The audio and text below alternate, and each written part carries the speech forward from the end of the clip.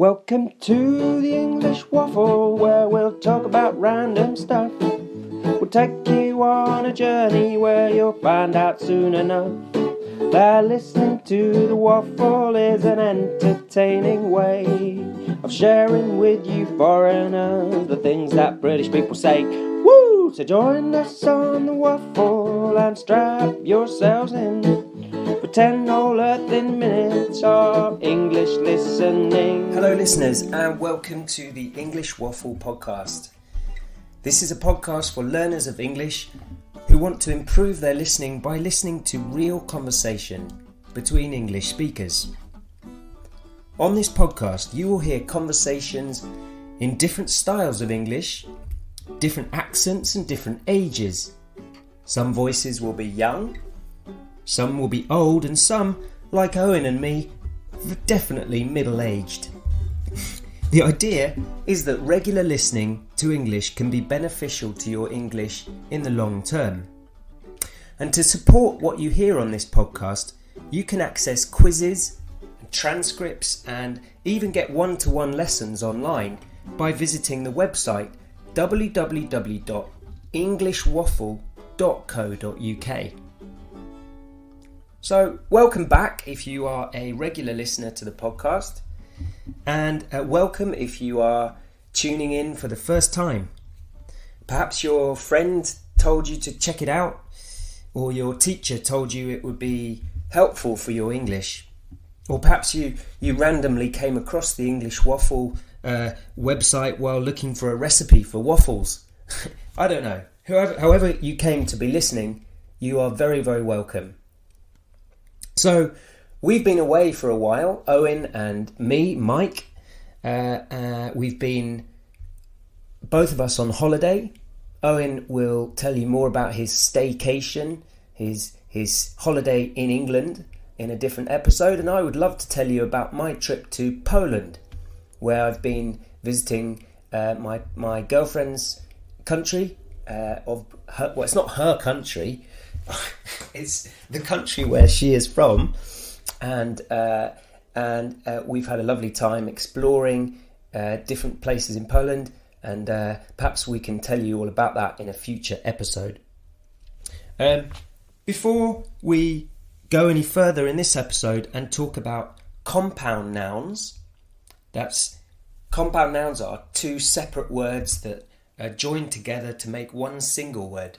So police and man coming together to form policeman, or hair and cut coming together to make haircut. Before we go on to that, we've got two exciting pieces of news to tell you about. The first is that it's now super easy to keep up to date with the new episodes of the English Waffle podcast. Just leave your email address when you visit the home page. Another example of a compound word, actually. Home and page to form home page. So go to the home page, leave your email address, and we will send you notification of new episodes as well as competitions and other news. The second piece of news is that we are currently working on a listening course which will help you improve your English. You can also do this by listening to the podcast, but this will be a set course which you can start and finish in your own time, and understand native speakers when they speak. The course will be available for free on the website for a short time only. So probably from around the middle of September, you'll find the course available on the English Waffle website. So feel free to check that out and leave us some feedback as to how you got on. English listening. So on to today's episode, and that's all about compound words or compound nouns. Compounds are two words that are joined together effectively. So you get words that have meaning on their own, and then when they're joined together, they form another meaning. So, for example, you have a skateboard. skateboard is made up of the word of the action.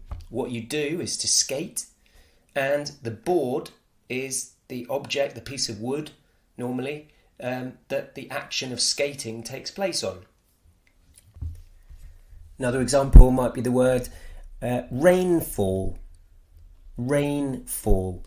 So you have the two words rain and fall. Fall describing the action of the rain, and rain the water from the clouds. Rainfall talking about, say, England has a high amount of rainfall in the winter, something like that. So two words combining to form one word. Now, interestingly enough, the word order is very important in this. So you can never say, let's take the word boyfriend, okay, made up of boy and friend. You'd never hear friend boy or friend who's a boy, or friend who's a boy. You could definitely say, but you wouldn't say I've got a new friend boy. Okay, you wouldn't hear that. So English has strict rules about what order the words have. And this was something that came into my attention when I was in Poland, because some of the Poles who speak very good English sometimes, they would often get the words mixed up, which would be funny. And after all, that's part of the learning English, part of the fun of languages, is that it can be funny when we make mistakes. But sometimes I would hear things like, I would hear the word quiz pub. So somebody would say, oh, we're going to go to a quiz pub instead of a pub quiz. Or another one would be fire camp. So instead of campfire, somebody would say, oh, we're going to cook some sausages around the fire camp. Which made me chuckle.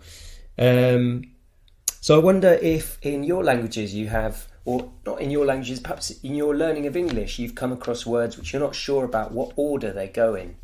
Another one was breast chicken. Instead of chicken breast, somebody would say, oh, I love a breast chicken, which sounded odd to my ears. Let us know what you have come across in your English journey so far. Two words that go together, which you're not sure of the word order, or you perhaps have some amusing stories of where you've got it wrong. English listening. That's it for today. We'll be back with a new episode in due course, shortly, with a longer episode. And as I said before, keep your ears and your eyes posted to the English Waffle website for news of the listening course, which will be coming soon. Don't forget to subscribe if you haven't done so already. That's just very quickly going onto the website and leaving your email address. And please do us a favour by sharing this with your friends. It really helps if you do just share this with one other person. It helps other people to find us, and it helps us to build the community of listeners. Okay, that's it for now. Happy waffling.